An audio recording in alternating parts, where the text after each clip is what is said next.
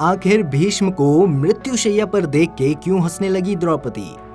महाभारत में भीष्म पितामह और द्रौपदी एक ऐसे पात्र थे जिनके पास दिव्य शक्तियां होते हुए भी दोनों ही परिवार और सामाजिक नियमों से बंधे हुए थे। एक तरफ भीष्म पितामह अपनी प्रतिज्ञा के चलते कौरवों का साथ दे रहे थे, तो दूसरी तरफ द्रौपदी अपने विवाह को किस्मत का एक खेल समझकर जीवन जी रही थी। लेकिन इसके बावजूद दोनों ने ही अपने हालातों से कभी समझौता नहीं किया और सम्मान से अपने जीवन को व्यतीत किया था। द्रौपदी भीष्म पितामह को पूजनीय मानती थी, लेकिन एक बार कुछ ऐसा हुआ कि द्रौपदी ने मृत्युशैया पर लेटे भीष्म का घोर अपमान किया और हंसने लगी। यह दृश्य देखकर सारे पांडव द्रौपदी से क्रोधित हो गए। आखिर द्रौपदी ने ऐसा क्यों किया था, यह जानने के लिए वीडियो को अंत तक जरूर देखें। दोस्तों, द्रौपदी अग्नि से प्रकट हुई थी, इसलिए उनका मन अग्नि की तरह पवित्र था। बड़ों का सम्मान करना, छोटों से प्यार करना उनके अंदर शुरू से ही था। इसलिए जब भीष्म पितामह ने कौरवों की तरफ से युद्ध करने का फैसला किया तो द्रौपदी ने उनसे कोई सवाल नहीं पूछा, बल्कि वो इसके बाद भी उनका सम्मान करती थी। उन्हें अपने पिता समान पूजनीय मानती थी।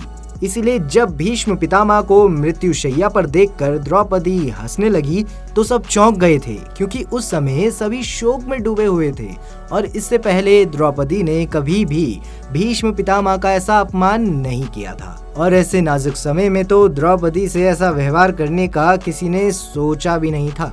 आप तो जानते ही होंगे कि भीष्म को इच्छा मृत्यु का वरदान प्राप्त था, इसीलिए वे अर्जुन के बाणों से भी नहीं मरे थे। वे बाणों की शैया पर लेटकर ही हर रोज युद्ध देखा करते थे। नियमों के अनुसार शाम के बाद युद्ध रोक दिया जाता था। तब सभी लोग उनके पास जाकर बैठते थे और उनका प्रवचन सुनते थे। एक दिन जब वे प्रवचन दे रहे थे तब द्रौपदी जोर जोर से हंस पड़ी। इस पर भीष्म को बहुत क्रोध आया। तब उन्होंने द्रौपदी से कहा कि हस्तिनापुर की वधू को ऐसा काम शोभा नहीं देता। इस पर द्रौपदी ने व्यंग कसते हुए कहा कि जब सबके सामने कौरवों द्वारा उसका अपमान किया जा रहा था तब किसी ने भी बीच में आकर रोकने की कोशिश नहीं की, और आज वे मृत्युशैया पर होने के बावजूद प्रवचन दे रहे हैं। तब भीष्म ने द्रौपदी से क्षमा मांगी और कहा कि उस वक्त वह कौरवों का दिया हुआ अन्न ग्रहण कर रहे थे, जिसका स्वाद उनकी जीभ पर था।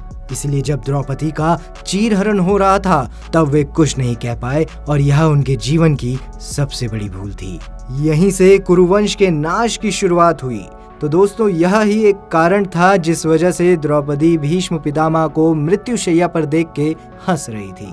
अगर आपको हमारी यह जानकारी अच्छी लगी हो तो वीडियो को लाइक करें, शेयर करें, और आपकी इस वीडियो पर क्या राय है हमें कमेंट बॉक्स में जरूर बताएं। और साथ ही अगर आप हमारे इस YouTube चैनल पर नए हैं तो हमारे चैनल को सब्सक्राइब करना ना भूलें। हर हर महादेव।